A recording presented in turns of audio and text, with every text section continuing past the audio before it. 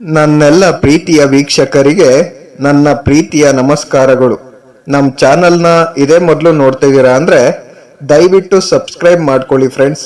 ಮುಂಚೆಯಿಂದ ನೋಡ್ತಾ ಇದ್ದೀರಾ, ಇನ್ನೂ ಸಬ್ಸ್ಕ್ರೈಬ್ ಮಾಡ್ಕೊಂಡಿಲ್ಲ ಅಂದರೆ ದಯವಿಟ್ಟು ಸಬ್ಸ್ಕ್ರೈಬ್ ಮಾಡ್ಕೊಳ್ಳಿ ಫ್ರೆಂಡ್ಸ್, ಸಪೋರ್ಟ್ ಮಾಡಿ. ನಾವೇ ಏನನ್ನು ಮಾಡುವುದಿಲ್ಲ, ಯಾರಾದರೂ ಮಾಡಿದರೆ ಅವರಲ್ಲಿ ತಪ್ಪು ಕಂಡು ಹಿಡಿಯುತ್ತೇವೆ. ಇದೇ ನಮ್ಮ ಜನಾಂಗದ ಅವನತಿಗೆ ಕಾರಣ. ಶಕ್ತಿ ಮತ್ತು ಅನುಕಂಪಹೀನರು ನಾವು. ಇದೇ ನಮ್ಮ ದುಃಖಕ್ಕೆ ಮೂಲ. ಇವೆರಡನ್ನೂ ತ್ಯಜಿಸಬೇಕು.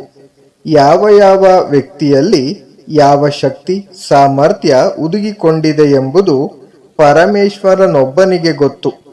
ಎಲ್ಲರಿಗೂ ಅವಕಾಶವಿರಲಿ, ಉಳಿದುದನ್ನು ಭಗವಂತನ ಇಚ್ಛೆಗೆ ಬಿಡಿ. ಈಗಿನ ಕಾಲದಲ್ಲಿ ಪದೇ ಪದೇ ಗತವೈಭವವನ್ನು ಚಿಂತಿಸುವವರನ್ನು ಅನೇಕರು ಅಳಿಯವರು. ಇಷ್ಟೊಂದು ಗತವೈಭವದ ಚಿಂತನೆಯೇ ನಮ್ಮ ಈಗಿನ ಅಧೋಗತಿಗೆ ಕಾರಣ ಎನ್ನುವರು. ಆದರೆ ನನಗಾದರೂ ಸತ್ಯ ಇದಕ್ಕೆ ವಿರೋಧವಾಗಿದೆ.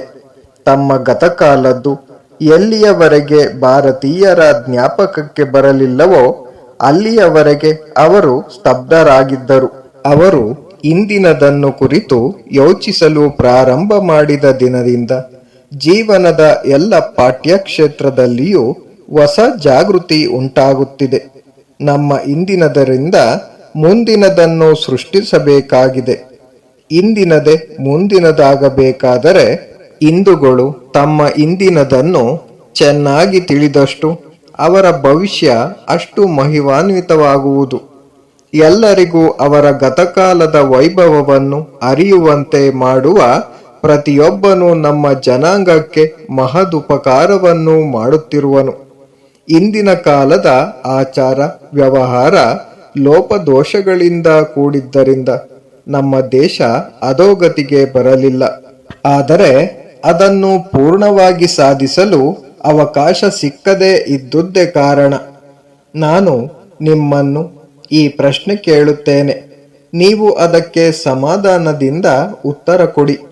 ನಾವು ಸುಖ ದುಃಖಗಳಾಚೆ ಎಲ್ಲ ಕರ್ಮ ವ್ಯಾಪಾರಗಳಿಂದಲೂ ದೂರವಾದ ಸಾತ್ವಿಕ ಸ್ಥಿತಿಯಲ್ಲಿರುವೆವು, ಅಥವಾ ನಿರ್ಜೀವಿಗಳಾಗಿ ಸೋಮಾರಿಗಳಾಗಿ ಯಾವ ಚಟುವಟಿಕೆಯೂ ಇಲ್ಲದೆ ಮಣ್ಣಿನ ಎಂಟೆಯಂತೆ ಜಡವಾಗಿ ಯಾವ ಕಾವ್ಯವನ್ನು ಮಾಡದೆ ಇರುವಂತಹ ತಾಮಸಿಕ ಕೋಪದಲ್ಲಿ ಬಿದ್ದಿರುವೆವು. ಕೆಲಸವನ್ನು ಮಾಡುವುದಕ್ಕೆ ಚೈತನ್ಯವಿಲ್ಲದೆ ಸದ್ದಿಲ್ಲದ ಕ್ರಮೇಣ ನಾಶವಾಗುತ್ತಿರುವ ಸ್ಥಿತಿಯಲ್ಲಿರುವೆವು. ಈ ಪ್ರಶ್ನೆಯನ್ನು ನಿಮಗೆ ನೀವೇ ಹಾಕಿಕೊಳ್ಳಿ, ಆಗ ಸತ್ಯ ಏನೆಂಬುದು ಗೊತ್ತಾಗುವುದು. ನನ್ನ ಮಗು, ಇತರರನ್ನು ದ್ವೇಷಿಸಿ ಯಾವ ವ್ಯಕ್ತಿಯಾಗಲಿ ಜನಾಂಗವಾಗಲಿ ಬಾಳಲಾರದು ಎಂದು ಭಾರತೀಯರು ಮೆಚ್ಚ ಎಂಬ ಪದವನ್ನು ಸೃಷ್ಟಿಸಿ ಇತರರೊಂದಿಗೆ ಸಂಪರ್ಕವನ್ನು ತ್ಯಜಿಸಿದರು. ಅಂದಿನಿಂದಲೇ ಭರತ ಭಾಗ್ಯ ದೇವತೆ ಮಾಯವಾದಳು. ಆ ಭಾವನೆ ಮತ್ತೆ ಬಾರದಂತೆ ನೋಡಿಕೊಳ್ಳಿ. ವೇದಾಂತದ ವಿಷಯವಾಗಿ ಮಾತನಾಡುವುದು ಬಹಳ ಸುಲಭ, ಆದರೆ ಅದರ ಒಂದು ಸ್ವಲ್ಪವನ್ನಾದರೂ ಅನುಷ್ಠಾನಕ್ಕೆ ತರುವುದು ಎಷ್ಟು ಕಷ್ಟ. ಹಿಂದೂ ಧರ್ಮ ಮಾನವ ಕೋಟಿಯನ್ನು ಗೌರವದಿಂದ ನೋಡುವಷ್ಟು ಮತ್ತಾವ ಧರ್ಮವೂ ನೋಡುವುದಿಲ್ಲ. ಆದರೆ ಹಿಂದೂಗಳಷ್ಟು ಪ್ರಪಂಚದಲ್ಲಿ ಮತ್ತಾರು ದೀನ ದಲಿತರನ್ನು ತುಳಿಯುವುದಿಲ್ಲ. ತಪ್ಪು ಧರ್ಮದ್ದಲ್ಲ ಎಂಬುದನ್ನು ದೇವರು ನನಗೆ ತೋರಿರುವನು. ಹಿಂದೂ ಧರ್ಮದಲ್ಲಿರುವ ಕಪಟಿಗಳು, ಆಷಾಢಭೂತಿಗಳು ಇದಕ್ಕೆ ಕಾರಣ. ಇವರೇ ಪರಮಾರ್ಥಿಕ, ವ್ಯಾವಹಾರಿಕ ಮುಂತಾದ ಹಲವು ಬಗೆಯ ಚಿತ್ರ ಹಿಂಸೆಯನ್ನು ಕೊಡುವ ಮಂತ್ರಗಳನ್ನು ಕಂಡು ಹಿಡಿದರು. Thank you for watching friends. Please subscribe my channel.